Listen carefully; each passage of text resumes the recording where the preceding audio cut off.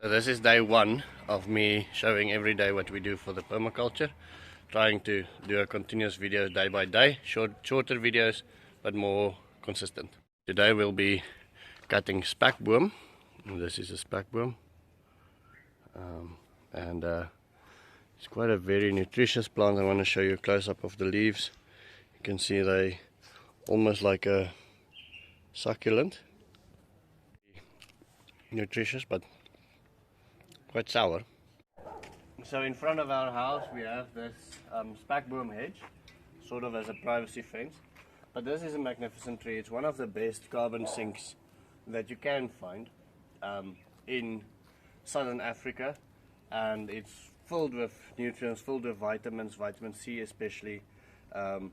When they crush up the leaves, as you can see here, they make a little paste. They put that on wounds. The Zulus especially eat this when they've got drought. When you water it, it is nice and juicy. And if you don't, I want to see if I can find a dry spot here. Okay, it seems like everything is watered, but they become quite almost like a leather, very, very dry. They're very drought tolerant, very cold tolerant, so they can grow everywhere. They use this spekboom very often in places where they try to offset carbon credits. They plant them thousands of hectares and then they sell carbon credits to companies overseas. It's also fantastic fodder.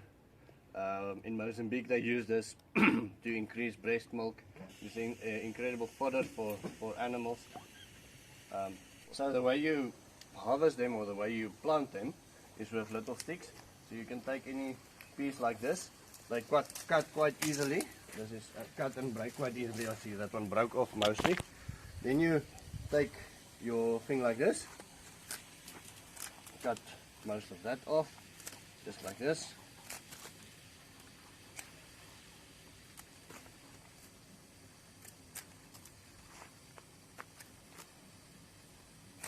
Now all of these little shoots, if you want, you can use them to plant as well, but we're going to focus on the main ones. So you take a stick like this, you leave it out in the sun for 2 weeks, and just before you do that you injure it a little bit. And they say that each injury will form roots. Then you basically plant the whole thing like that. So we're gonna cut a couple, quite a bit. As you can see, they are soft, cut easily, and we leave them here to dry for a week or two before we plant them again. Ideally, I'll get the kids down here quickly to pick up these extra leaves and feed it to the pigs, and even the chickens will love it. Leave it like that. I want to try and get some of the older branches.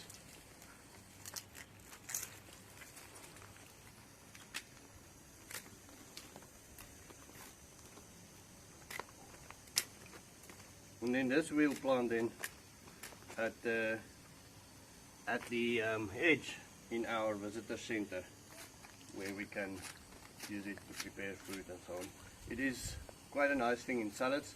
Well, I like it in salads. My wife and kids not so much. I've been known to eat weird things from the bush. I'm quite adventurous when it comes to that. My mother-in-law thinks it's a miracle that I'm still alive. I think the fact that I eat this random stuff is maybe what keeps me alive every time she tries to poison me. At least my little daughter laughs at my jokes. And I laugh enough for everybody that doesn't enjoy my jokes. So, okay, but I think I'll continue and then I'll show you what we've done once I've got a bunch of it. And the other thing that we're doing this morning is we're splitting the onions. So we planted them quite a big bunches. By accident. Spacing wasn't great. And so we are now separating them one at a time and then making them more. We've got more spinach than what we can think of, or that we know to use. So if you've got any ideas to help us use all of the spinach, that would be wonderful.